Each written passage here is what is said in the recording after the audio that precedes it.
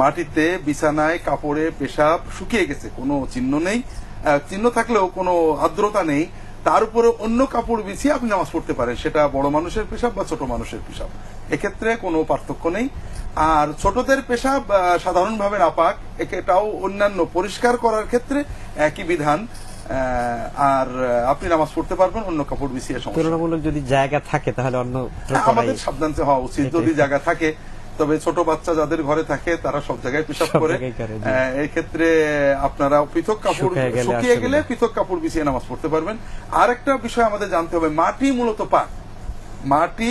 মাটির যে তত কিছু আছে, সিমেন্ট, বাড়ির মেঝে, টাইলস, অর্থাৎ মাটি জাতীয় যা কিছু আছে এটা মূলত পাক। এটা আল্লাহ রাসূল জুয়েলাত লিয়াল আরদু মাসজিদান, আল্লাহ রাসূল সাল্লাল্লাহু আলাইহি ওয়াসাল্লাম বলছেন জমিনকে আমার জন্য মসজিদ বানিয়ে দেওয়া হয়েছে, হ্যাঁ, অতহুরান।